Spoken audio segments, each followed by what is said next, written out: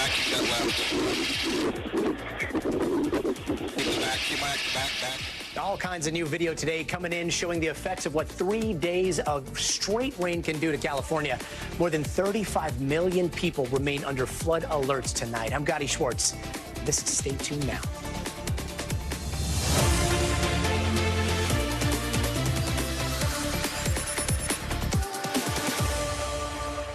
And this storm, plus all the rain that's come down in recent weeks, is leading to a whole lot of problems up and down the state, from the border of Oregon down to the border of Mexico. There have already been more than 30 reports of mud flows here in L.A. alone, and some homes in areas like Ranchos Palos Verdes are being red tagged because of landslides, which means right now they're unsafe to occupy. This roof was at one point flat. It is now sort of caving in. The property has sunk about 2 to 3 feet. Now let's go ahead and show you the street, the pavement. If my photographer can pan down here, you can see that a portion of the street is covered with plastic. This is where crews are working on repairs. They've been filling in multiple cracks.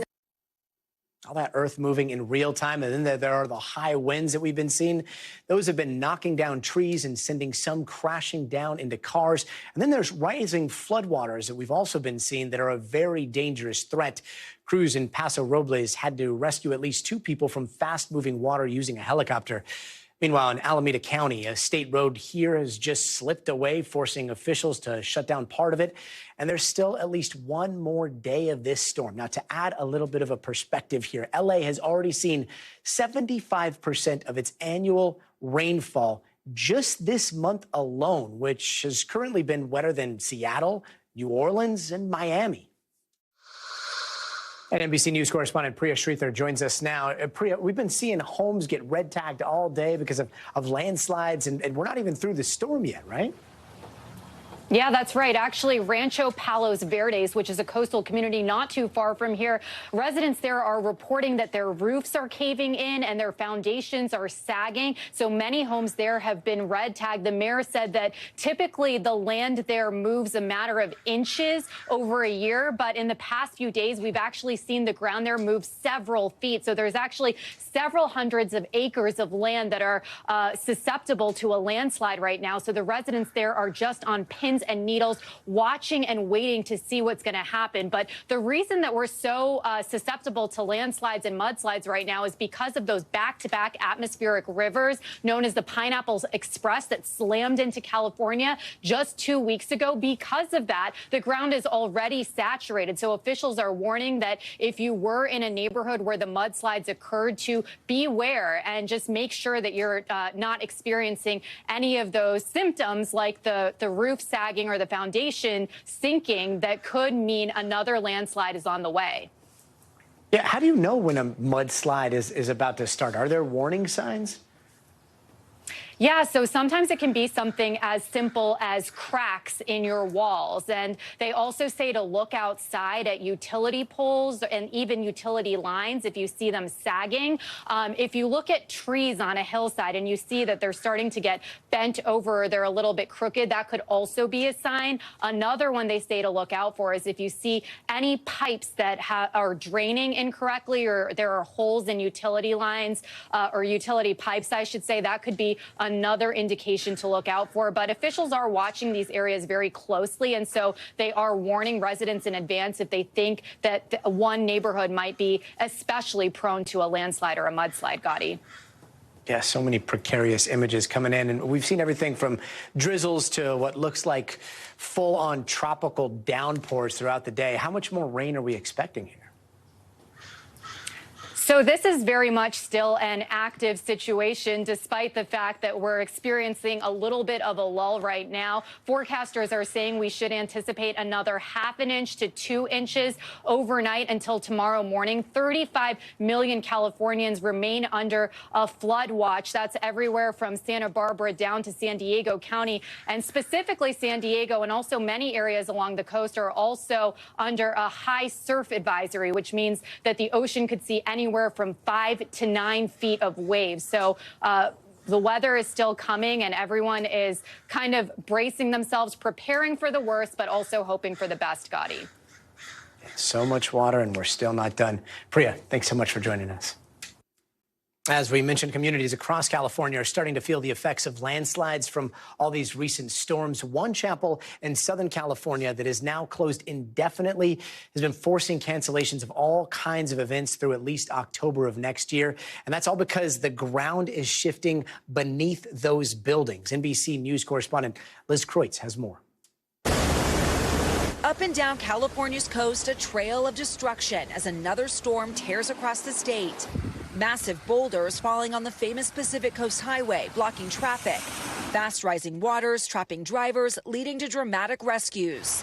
Los Angeles has seen nearly as much rain this month than it typically does all year, more than Seattle, New Orleans, and Miami. The deluge and storm after storm hitting California, taking a toll on the region's infrastructure and some of the areas already eroding coastlines. This neighborhood in the coastal city of Rancho Palos Verdes is in an active landslide area. Officials say for years it only moved inches a year, but now it started moving feet. It started with a crack and then it started to sink. And now all this sinking has just been gotten worse and worse. Water mains here continue to break. The city is asking for help. I feel very sorry for this part of our neighborhood. Nearby, the historic Wayfarers Chapel now closing indefinitely due to the shifting land. More than 175 weddings here canceled. Our structures are heaving, foundations are cracking. Literally everything on our property is being affected by the ground that is moving. From falling trees to thousands of potholes to the multi-million-dollar cliffside homes still teetering on the edge. Tonight, much of California feeling the brunt of Mother Nature's force and this relentless winter weather. Liz Kreutz, NBC News, Los Angeles. And as we come up on the 2-year anniversary of the start of Russia's invasion of Ukraine, the Biden administration is looking at another round of sanctions aimed at disrupting Russia's defense and industrial bases. Now, all of this coming right on the heels of that suspicious death of Putin's biggest critic, Russian opposition leader Alexei Navalny, who authorities there say died Friday in a remote prison. Now, the U.S. has not officially been able to independently verify his cause of death, but some Western officials, including President Joe Biden, have been blaming Russian President Vladimir Putin. The Kremlin, of course, denying having anything to do with it. Meanwhile, Republicans in the House are holding up a vote on a bill that would send billions more in U.S. aid to Ukraine, as Ukraine's military says a shortage of ammo was one of the main reasons they just lost one of their strongholds. Today, former U.S. Ambassador to Russia, Michael McFaul, urged lawmakers to stop sitting on the bill. We don't need an autopsy to know that Putin killed Navalny. Right now, Speaker Johnson has the ability to make history and to do the right thing. When they come back from their holiday, if they put the bill on the floor for $60 billion new dollars in aid for Ukraine, that would be a direct response to the assassination of Alexei Navalny. NBC News senior White House correspondent Gabe Gutierrez joins us now. Gabe, Biden is trying to make good on this line in the sand he drew way back when he said there would be severe consequences should something happen to Navalny. But hasn't the U.S. already leveled a bunch of sanctions? Like, what's the difference this time? Yeah, that's exactly right, Gadi. Well, as you mentioned, what's different this time is that now we're after Navalny's death, and that really seems to be an escalation here, and the U.S. really feels pressured to respond at this point. But again, Gadi, another thing that's weighing on the minds of U.S. officials is this 2-year anniversary on Saturday. We're also told that President Biden is set to address G7 leaders virtually on Saturday to discuss this 2-year anniversary and to discuss how Western leaders need to continue to push harder against Russia as this war in Ukraine drags on, Gadi. Yeah, when we talk about pushing harder, I mean, do sanctions matter if Putin doesn't comply? And that is a great question, Gadi, because as you said, the U.S. has imposed sanctions on Russia before, and the idea was to hurt Russia's economy. And it did a bit in the beginning, but Russia's economy has been largely unscathed during these several years of war. So the White House is planning what it calls major sanctions that will announce on Friday to push for transparency regarding Navalny's death, Gadi. And Gabe, we seem to be seeing more and more reporting about Ukraine's military reporting a lack of morale, forces that are outmanned, outgunned. What's the latest on the foreign aid bill? Well, you mentioned something that the Ukraine's foreign minister actually said today. He said that a major Ukrainian stronghold in eastern Ukraine had fallen in part because they ran out of ammunition and had to retreat. And so that is also weighing on the minds of U.S. lawmakers here. President Biden, the Biden administration, as well as congressional Democrats are really trying to push hard on House Republicans who are holding up this tens of billions of dollars in U.S. aid to Ukraine. And a big question right now is whether President Biden will meet face-to-face with House Speaker Mike Johnson. Right now, the bill is being held up, and the president said last week that he was happy to meet with Johnson if the House Speaker had anything to say. But, Gadi, at this point, there is no meeting in the books just yet. Gadi? David Gutierrez, we really appreciate you watching this for us. Thank you so much. And turning now to Israel and Gaza. Today, the UN Security Council there. Well, we heard a lot of back and forth over the difference between immediate ceasefire versus temporary ceasefire. And that may sound like a technicality, but those words turned out to be the difference in a veto from the U.S. because this morning, the U.S. shot down a resolution that called for an immediate ceasefire, claiming it would put hostage negotiations at risk. Instead, they are looking to get their own version of the resolution passed, calling for a temporary ceasefire, the release of hostages, all while urging Israel to avoid storming Rafah. This as a delegation of American lawmakers headed to the Rafah border in Egypt. We are very serious about, number one, getting a negotiated ceasefire to end the war, and number two, improving the flow of humanitarian aid, which at the current level is unacceptable and is an absolute catastrophe, no doubt about it. And the humanitarian crisis there is only expected to get worse, with the UN warning the number of preventable child deaths may skyrocket soon. NBC News foreign correspondent Molly Hunter has more.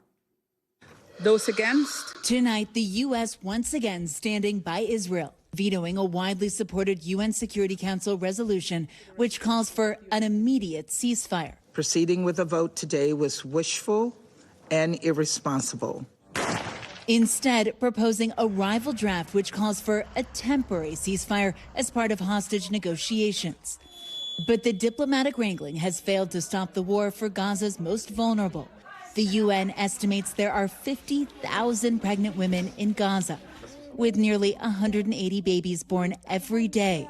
Our team meets 30-year-old Sama Hajjaj in Rafah. She's 8 months pregnant with no prenatal care, no vitamins, no fruits and vegetables, she says, no clean water. She's worried her baby is already seriously harmed. I'm worried, she says, I will give birth right here in a tent. It's no place for a baby. But nearby, Miriam Ahlol rocks 15-day-old Razan. Miriam walked out of the hospital just 2 hours after birth. I hoped I would die, she says. They've killed our motherhood. In the occupied West Bank, we speak with Dr. Najib Salama, who says the biggest risk is where labor starts. And with extreme shortages of antibiotics and pain medications, infections are almost inevitable. How dangerous, in your assessment, is it to be pregnant in Gaza today?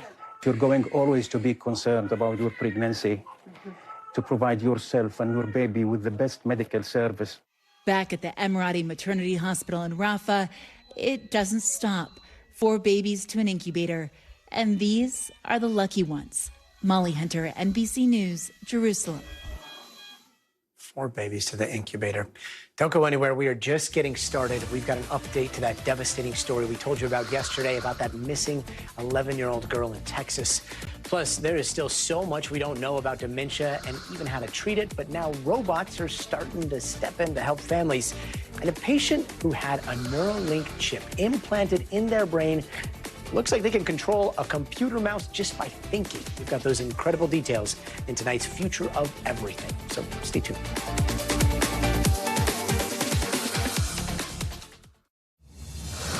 Hey, welcome back, and here are some of the headlines we're watching tonight. Today, prosecutors announced new murder charges in the mass shooting at the Kansas City Chiefs Victory Parade last week. And on top of the second-degree murder charges, the men are also facing weapons charges. 2 minors have already been charged, and investigators say it might have happened because of some sort of confrontation over how the men were looking at each other. An Alabama Supreme Court has ruled that frozen embryos are considered, quote, children. In other words, fertilized eggs, by law in the state of Alabama, are people. It's the first of its kind decision and will allow a pair of wrongful death lawsuits against an Alabama fertility clinic to move forward. And Capital One says it wants to buy Discover for more than $35 billion. It's a deal that, if it goes through, will combine two of the largest credit card companies in the United States, but it still needs to win an uphill fight with regulators who seem concerned that a deal this big would give financial giants like Capital One more leverage to set higher rates. And lawmakers in the House are putting together a bipartisan task force on artificial intelligence. House Speaker Mike Johnson and Minority Leader Hakeem Jeffries say they are launching this AI task force so Congress can help figure out better guardrails to protect against potential threats. And a massive fight broke out during a handshake line at a college basketball game in Texas. It happened yesterday. No word on what sparked this, but you can see players from both teams duking it out while coaches try to break it up. Afterwards, the teams issued a joint statement saying they were sorry. And now some tragic breaking news out of Texas. Police say they have found the remains of an 11-year-old girl who went missing on her way to school. The body of Audrii Cunningham has been found in a river 10 miles from where she was last seen. Now, Audrii was reported missing last Thursday when she didn't come back home from school, and investigators later found she never even got on a bus that morning. Police say their main suspect is a man by the name of Don Stephen McDougal, a close friend of the family and allegedly the last person to see her alive. He's been arrested on an unrelated assault charge and remains in jail tonight. NBC News correspondent Morgan Chesky joins us from Dallas. Morgan, let's start with McDougal. What's his connection to this investigation?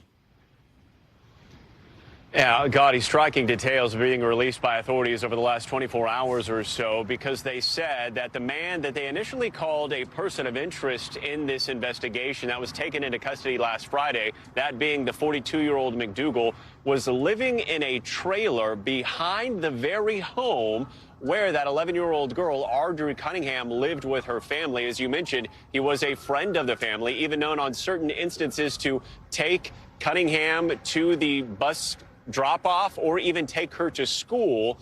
And that is certainly one of the most disturbing details of all, is that he was a known entity to this family who has been beside themselves over the last 5 days or so, trying to find out where their daughter was. We do know that the 42-year-old Gadi has a lengthy criminal history, one investigator calling him a career criminal. One of those charges in particular is indecency with a child. And yet he was allowed to live in close proximity to where this family was. We do know that since he was taken into custody on Friday, Gadi, he had been speaking and communicating with investigators. They say at some points even potentially somewhat cooperative. But as it stands tonight, with the discovery of that young girl's body in the Trinity River, paperwork is being filed to charge him with capital murder on top of that aggravated assault charge that he was initially brought in for last Friday. Gadi? At 10 miles away from where she was last seen, I mean, that's a huge search area. So do we know how police found her body, and do we know how she died? We are awaiting a full autopsy report on the specific cause of death here. And you're right, 10 miles is a vast expanse, particularly even more so in Polk County, incredibly rural area, about an hour, hour and a half north of Houston here. We do know that volunteers and authorities worked for the majority of the weekend canvassing the area around Lake Livingston. That is a massive lake. Sonar equipment was even brought in. But the investigation led authorities today to the Trinity River, which is adjacent to the lake. And Gadi, they were able to work with local water authorities to actually lower the level of that river, at least temporarily. And that is where they made that tragic discovery of that girl's body. Again, the cause of death is still under investigation. But I want you to hear what the sheriff had to say regarding some of these late-breaking developments. Take a listen. There were some points where he did give information, because there were several places that he said that he had went. So it wasn't a location where he said he took her, but there was a incidents where he said these were locations where he had gone. And you can see authorities that were sharing McDougal had been at least appearing to be forthright in some of the locations he had been. A big question yesterday, Gadi, when we last spoke, was the path of that navy blue Chevy Suburban that he was seen driving. We do know, of course, at least one location where it went tragically, and that was that riverbank. Still much more to come here as investigators continue to build their case, but they do have enough, they're confident they do, to charge that 42-year-old with capital murder tonight. And as of right now, Gadi, they do believe he is the only person tied in the death of little Audrii Cunningham. Gadi? Our prayers go out to Audrey's family. Morgan Chesky, thanks so much. And Nikki Haley and Donald Trump are stumping in South Carolina just 4 days from the presidential primary there. In a State of the Race speech today, Haley vowed to keep her campaign going regardless of this weekend's results. Take a listen. South Carolina will vote on Saturday, but on Sunday, I'll still be running for president. I'm not going anywhere. I'm campaigning every day until the last person votes. NBC News correspondent Ali Vitale has more. Hey, Gadi, welcome back. And, you know, I got to tell you, not much has changed in this Republican primary since the last time I gave you an update on it. Yes, there's less candidates. It's Nikki Haley versus Donald Trump, but Trump remains dominant here on the ground in South Carolina with just days until voters go to the polls. For Nikki Haley, today's remarks was just as much about showing that she is not going anywhere as it was about asking South Carolina voters to give her their support. She's in bad need of it, especially when you look at the fact that polls show Trump up roughly 30 points over the former two-term South Carolina governor.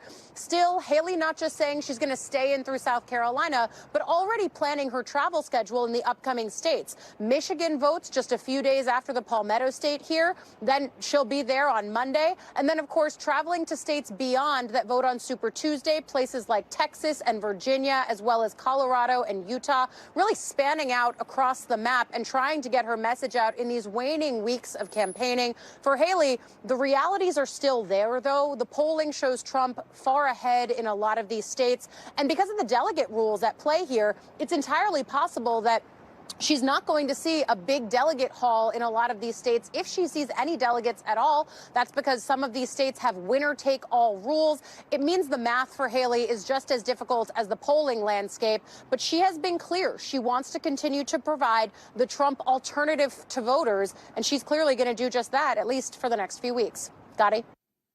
Ali Vitale, thanks so much. Now, remember all those accusations about President Biden and his son Hunter that alleged a scheme involving millions of dollars in bribes that led to a Republican impeachment inquiry into the president? Well, in a possible big blow to that case, the FBI has arrested a former federal informant for giving the feds false and derogatory information about the president and his son. Just a few hours ago, that former informant, Alexander Smirnov, appeared in a Las Vegas federal courtroom facing charges for allegedly lying about President Biden and his son Hunter's connection to a Ukrainian energy company. And he was just released from jail. They also said today that Smirnov is, quote, actively peddling new lies that could impact U.S. elections after meeting with Russian intelligence officials in November. Now, if convicted, Smirnov could face 25 years in prison, but his lawyers are saying Smirnov is presumed innocent. Now, let's bring in NBC Justice reporter Ryan Riley. Ryan, so what do we know about what happened in court today, and why was he released? Yeah, well, prosecutors sort of laid it out all on the table here because they really gave a lot of information about what exact kind of work he was doing for the FBI, the type of things that might make some people upset, possibly some people that he was informing to the FBI on. So it's not something that I think they've released very lightly, but they are making a strong argument for his continued detention. The judge here, the federal magistrate judge, decided that that detention was unnecessary and ordered him released. And just a few minutes ago, in fact, we got in video of him leaving with his face covered. He's leaving the federal courthouse there, and we really don't have any images of this individual, and there's a lot of mystery behind him. But as you said, this was what sort of all kicked that off. So if you've ever read a headline had anything to do with $5 million bribes to Joe Biden and his son, this is where all that originated. And the feds say it's just garbage. It was made up. It was nonsense. It was made up back in 2020. At that point, under the Justice Department, which was at that point under the control of Donald Trump appointees, made the decision not to pursue it because it wasn't reliable. But then Republicans sort of brought all this again back up and made a big deal out of it last summer to try to basically generate bad headlines against the president and his son, and somewhat succeeded in doing so, especially, I think, on Fox News. And now, lo and behold, we have this situation where there are a lot of headlines that never should have been written because all of this information was based upon nonsense. And what the federal authorities say is that this individual had these longstanding ties to Russians and Russian intelligence officials. So it's this other suggestion that, you know, the Russians are really pushing to anything that's derogatory towards Biden because they really want President Donald Trump back in office, Gadi. So what else do we know about this informant? I mean, it's very rare that we see an informant named. We know the FBI has been working with him since like 2010. So who is this guy and how did he make himself so important to the FBI? Well, we know that he is an American citizen. He also has an Israeli passport, or at least did until today. He's surrendering it now under the conditions of release. But he's about 43. He started working with the FBI in 2010. So if you do the math there, he was roughly 30 when he started working with them. And we don't really know what initially kicked this relationship off, but at least what the FBI had represented up until recently is he was this very valuable asset. In fact, what federal prosecutors had said in one of these charging documents, in one of these documents arguing to hold him, is that he had a planned trip that was supposed to start last week, in which the FBI thought he was going to be meeting with all of these officials from around the country, foreign intelligence officials, in fact. So, I think it's kind of up in the air right now how much of that was true and how much of that was a story, because we really, he obviously lied about this one thing according to federal authorities. So how much of his story was really true? What was he actually telling his FBI handler? I think that's all something that you can maybe expect to trickle out when this case ultimately goes to trial, Gadi. I mean, so much of this is sounding almost like a double agent novel. Do we know what the connection was that he had to Russia? So what the connection that they've sort of laid out is that he was supposed to meet with this Russian intelligence official, and actually there are allegations that this one Russian intelligence official was in charge of a hit squad, basically, that was going out to kill people overseas. So that's obviously some really valuable intelligence, if that was true, that the FBI would place a lot of value on, and that's why they sort of wanted to keep him protected previously, and that's why over the summer there was a lot of back and forth about this, and that seems to be what the FBI told Congress, that this person was a really high valued asset and they didn't want to burn him because he was providing such valuable information. But obviously that lie that he planted back in 2020 during the presidential campaign, you got to wonder how many other lies were out there and what exactly he was telling the truth about here. Yeah, so much intrigue there. Ryan Riley, thanks so much for your reporting. And coming up, a popular mom influencer was just sentenced today for child abuse. We've got those details. But first, you got to see this. If you get hungry on the slopes, you don't even have to take your skis off to get some food. Check out this McDonald's on the mountain, a.k.a. McSki. But you got to go to Sweden to check it out. The spot's been open since 1996, but it has gained a ton of popularity lately on social media. That ski-through has hot chocolate and a warm Swedish cinnamon bun to keep you warm. So, check it out. We'll be right back.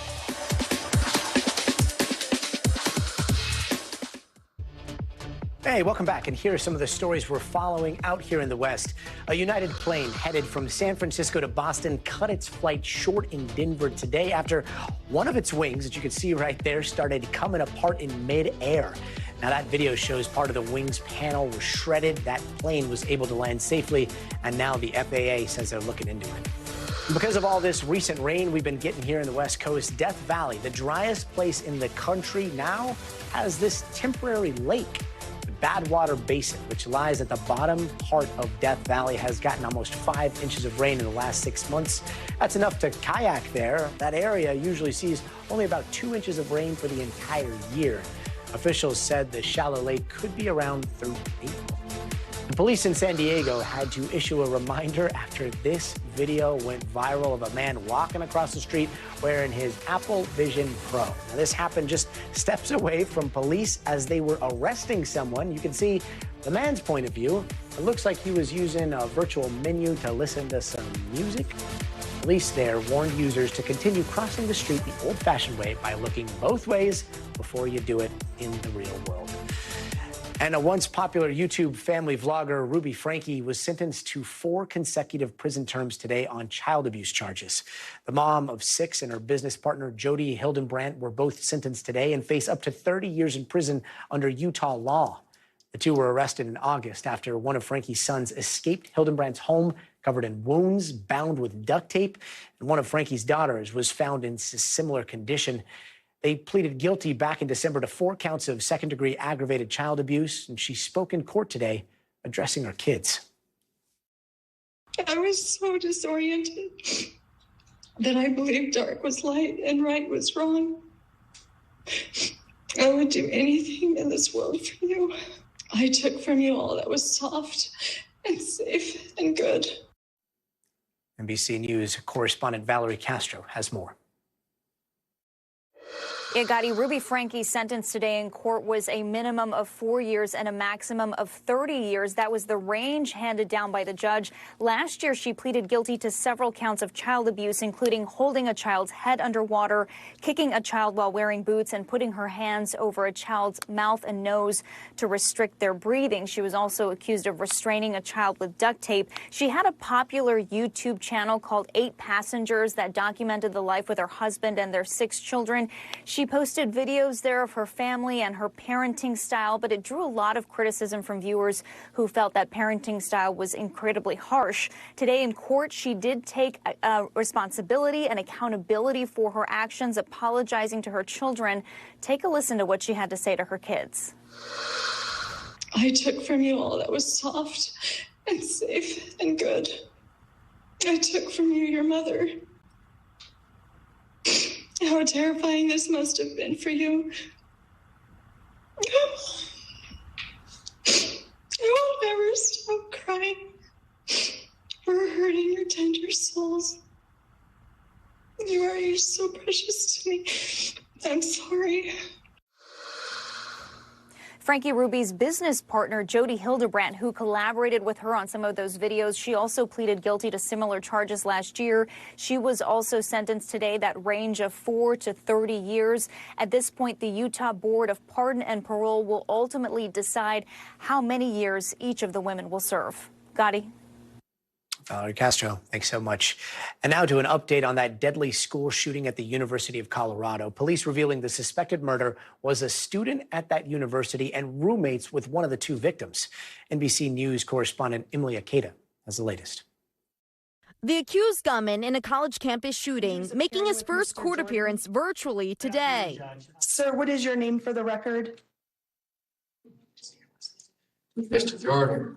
25-year-old Nicholas Jordan is facing 2 counts of first-degree murder after he allegedly shot and killed 2 young people last week at the University of Colorado, Colorado Springs, where he was a student. UCCS Alpine Village for gunshot victims. Police revealing the shooting happened in a dorm room the suspect shared with one of the victims, 24-year-old Samuel Knopp. 26-year-old Celie Montgomery, who did not attend UCCS, was also killed. The community walking in the victim's honor Monday, just hours after officers tracked down and arrested Jordan several miles from campus with a gun, prosecutors say, in the car. He was carrying on his day as it was a normal day, and I think that was a benefit to us. Investigators say they believe this was a targeted attack, but have not said what they think motivated the devastating shooting.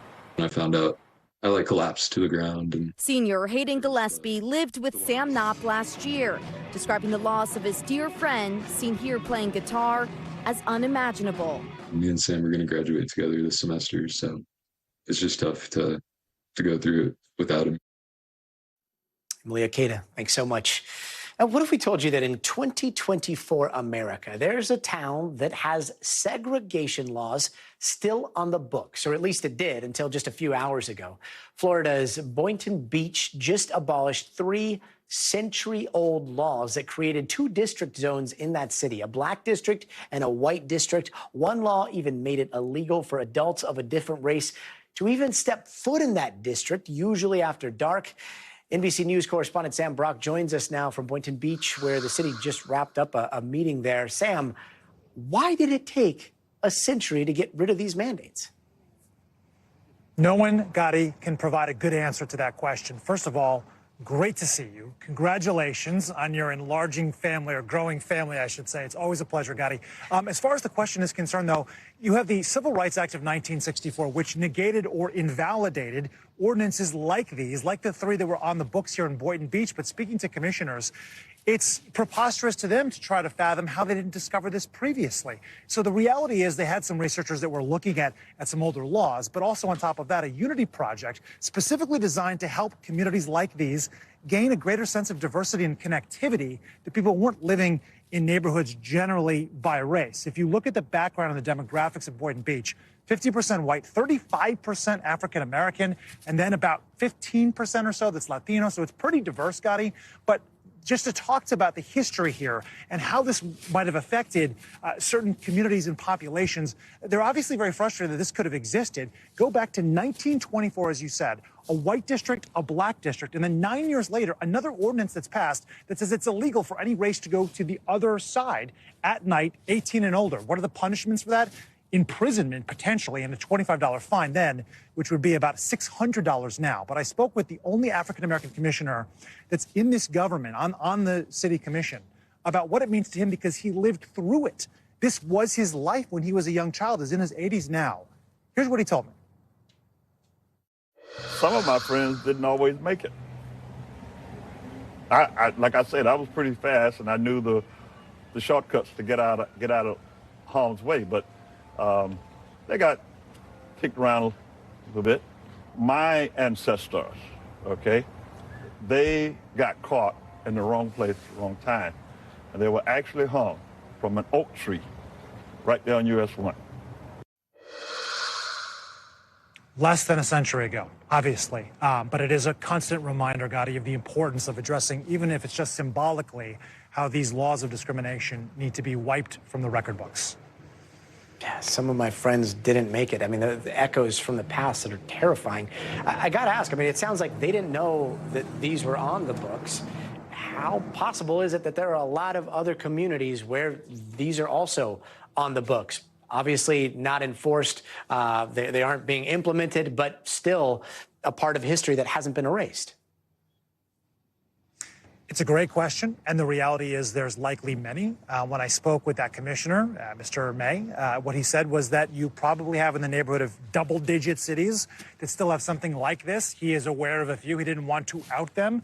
But the idea in all of this is that Boynton Beach will then become a model for other localities to look and see, do we still have these records in effect, even if they're not obviously being utilized, but like are still there on our records? And what does it mean to keep them in place? Because you talk about this conversation really also within the prism of these vestiges of slavery, statues, for example, honoring Confederate leaders that were taken down in states like Virginia and Louisiana and Texas and Florida. You know, these conversations were very painful, right? And forced us to confront visual signs of our past. And now here you have laws that are obviously inflammatory, that are still in existence. And the whole point is they want to burn them. In fact, this community is going to be hosting an event on Saturday where there's going to be a march over these previously segregated areas, Gadi, and then they're burning the physical copies of the ordinances, really to close the chapter in history that it encompassed. And you can't burn them if you don't find them first. Sam Brock, thank you so much for your powerful reporting there. And still to come, we are learning more tonight about that U.S. military helicopter that killed 8 people in Japan, and now the entire fleet has been grounded. We've got those details, so stay tuned.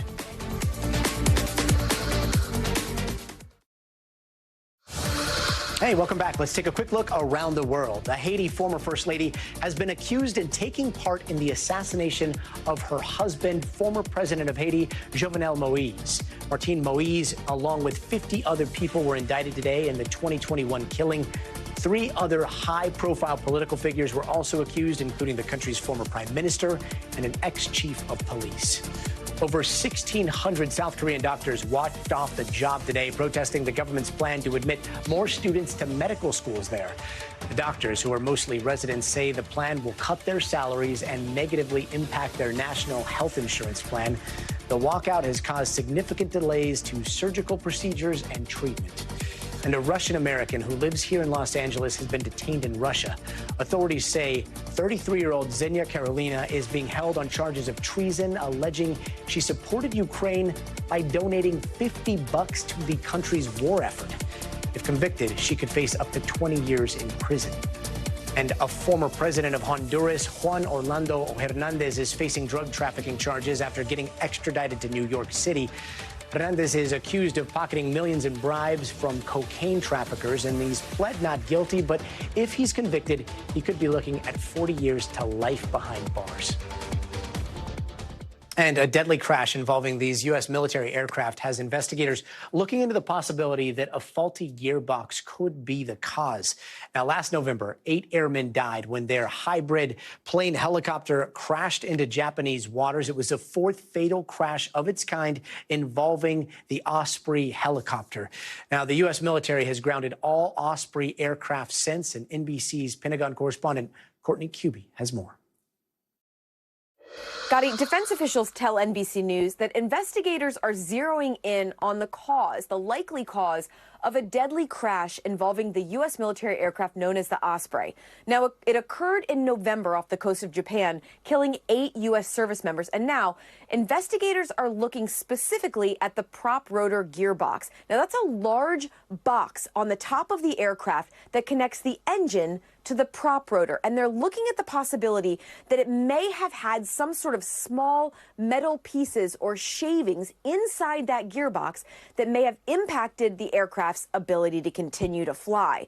Now, there have been 4 deadly crashes involving the Osprey in the last 2 years, but this one in November caused the U.S. military to ground the entire fleet of U.S. Ospreys. Now, NBC News has learned that some Marine Corps Ospreys actually have flown in cases since the December grounding, when the military has decided that there were operational imperatives or needs to fly them on a case-by-case basis. They have flown in locations including Djibouti and Okinawa in that time. But now defense officials say that as they are zeroing in on the likely cause of this crash, or the possible cause of this crash at least, these aircraft may be flying again in a matter of weeks. But what's critical to know here, Gadi, is while they have decided or that it's likely the gearbox was involved, they have not yet figured out what caused this problem in the gearbox. That still remains a mystery.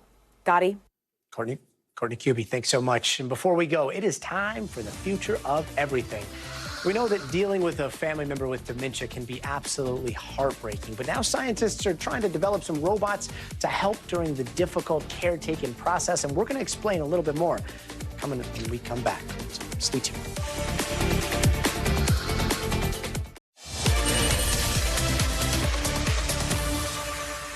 Here you can see Sake, it's one of our other monkeys, typing on a keyboard.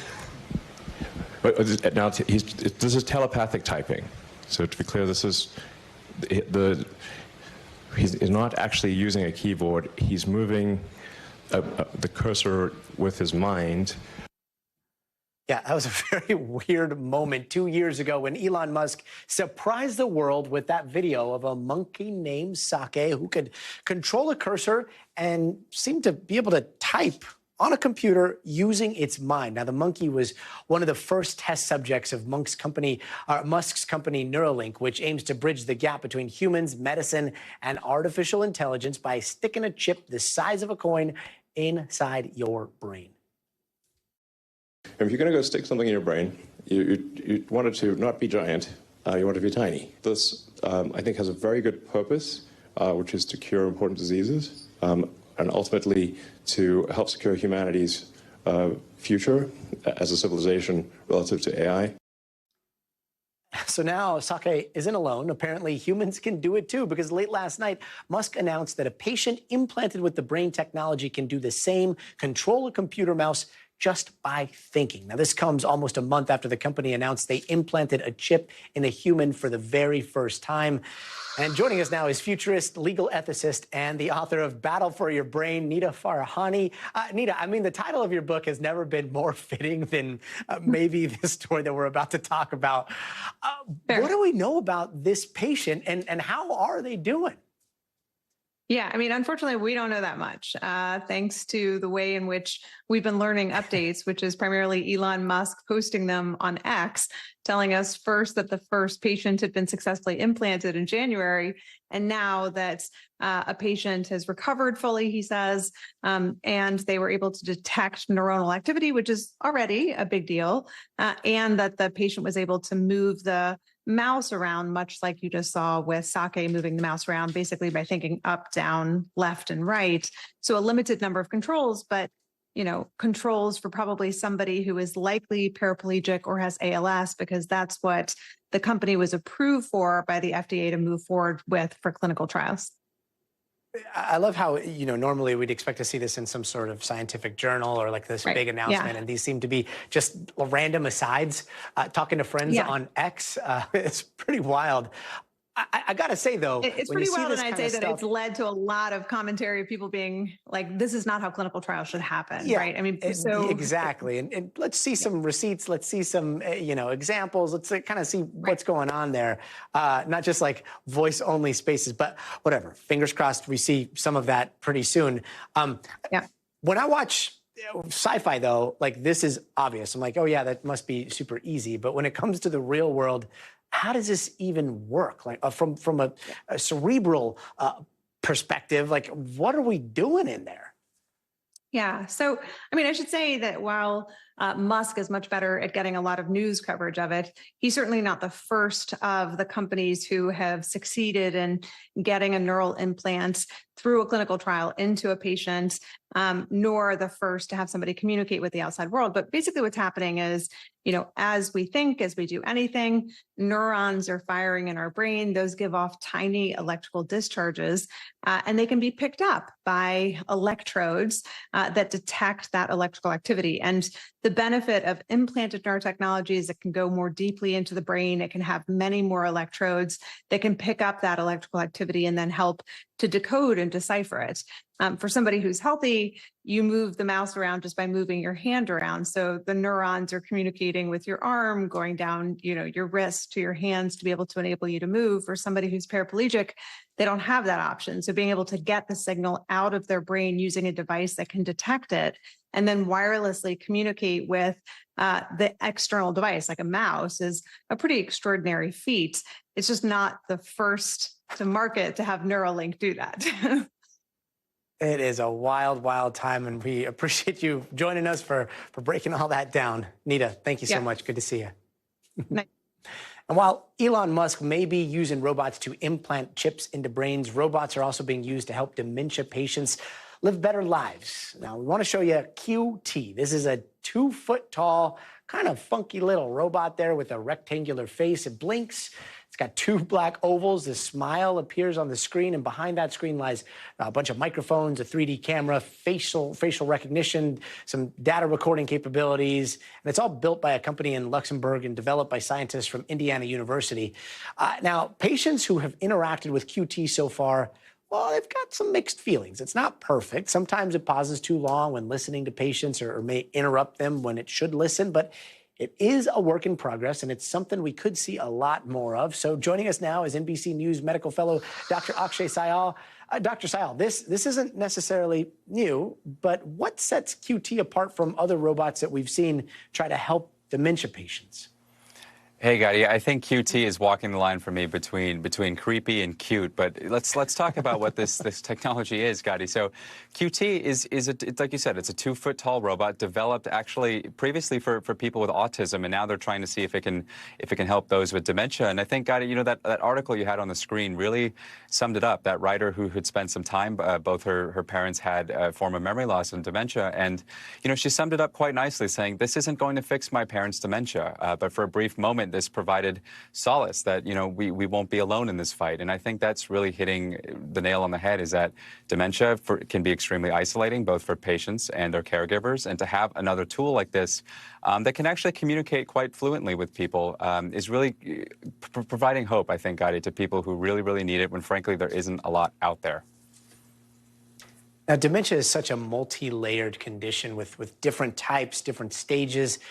How does this robot work through something so complicated? You know, I spoke to the researchers not too long ago, Gadi, and what they told me is they're really focusing on something called ikigai. It's a Japanese term, actually, Gadi, that roughly translates to searching for meaning or purpose in life. And, you know, we talk a lot about robots and interacting with future, and we see this all in sci-fi movies, but they're really focusing on trying to humanize this as much as possible. And they're trying to focus these robots on picking up subtle cues, focusing really, Gadi, on what makes these patients click, what makes them smile, what makes their memories light up, essentially. And really by focusing on that, by making it as human as possible, no matter what kind of dementia you have, we're hoping to see some benefit. Wow, so ancient Eastern philosophy there into modern technology. What does this mean for the way we think of using robots in the future, especially when it comes to helping patients with different diseases outside of dementia and autism? You know, the one I'm really excited for, Gadi, it's only a few weeks old, but it's an app developed by Cedars-Sinai, and it's very similar to what we just talked about, and it's trying to address the mental health shortage. So it uses virtual reality. It was actually developed for Apple Vision Pro, and it uses AI, it uses VR to create virtual therapists, therapists who are, frankly, Gadi, people can't access one right now. There was a survey just a month ago from the APA, the American Psychological Association. 60% or a majority of psychologists have no openings right now. So I think by on this note of having, open AI or having, artificial intelligence provide that resource to fill in the gap for mental health providers, I think is something that I'm really excited about and just as well for this as well.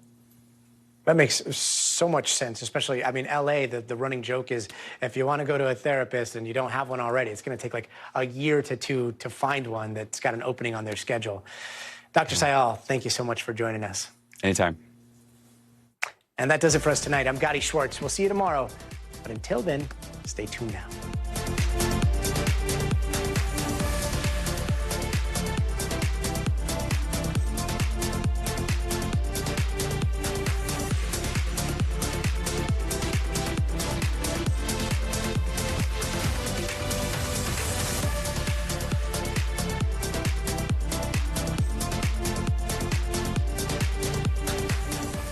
Thanks for watching. Stay updated about breaking news and top stories on the NBC News app or follow us on social media.